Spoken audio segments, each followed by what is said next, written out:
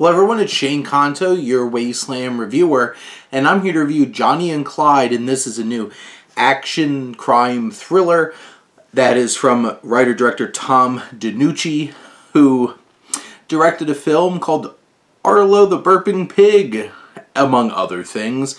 And this particular film stars Avon Jogia and a Johnny Russell, who play Johnny and Clyde, who are a couple of psychopaths who are serial killers. And, you know, in the vein of Bonnie and Clyde, except without the cultural significance of, like, why people were rooting for them. So, these are just a couple of complete psychopaths who just gleefully murder people and do horrible things to people, and we're supposed to spend all this time with them acting like, oh wow, we can like them because they're cool. And so's their crew, because they're cool too, even though they're all just a bunch of murderers. But the movie's cool, it's slick, it's stylish, has neon lights and colors, and has this really trying to be like fresh, new, hipstery music to it. And along the way, they're trying to steal from this casino owned by Megan Fox, who is sexy and in really expensive outfits, and also a complete psychopath and a horrible person who just basically toys with her employees and make them do horrible things to each other. And somehow we spend all this time with her, and we're also supposed to think she's cool, I guess. And then,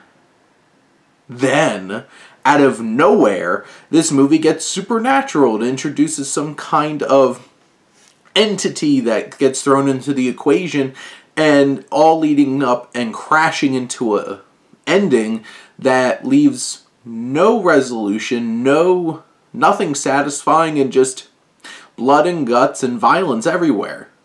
What the hell is this movie? I get, like, it's trying to be this updated Bonnie and Clyde, but it missed the whole entire point of why they were anti-heroes to begin with. And here, they're just horrible human beings that we don't want to connect with. And the writing is not great. The dialogue is stiff at best and absolutely uncomfortable and awkward at worst. And this story is boring. This film is 100 minutes and seems to be wasting like a good 20 of it just meandering along and spending all this extra time trying to set up all these subplots that none of it really has any satisfying conclusion to any of these stories at all.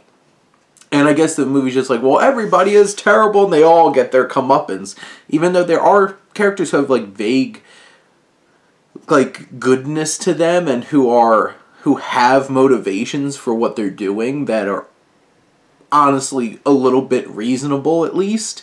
And they all suffer this crazy fate of this movie, and you're just sitting there at the end like, why did I watch this? This is a hot mess of a crazy film that just gleefully goes for hot-looking people and cool music and sleek visuals, and completely forgets to do everything else, and completely jumps the shark by adding in other genres that don't make any sense, had no setup that makes them make sense in this world, and it all just goes spiraling to a big end. At least, it was interesting seeing Megan Fox doing something a little bit different. But those are my thoughts on Johnny and Clyde. Let me know what you think, and let's talk some movies. But thank you as always for tuning in and supporting your Wasteland reviewer.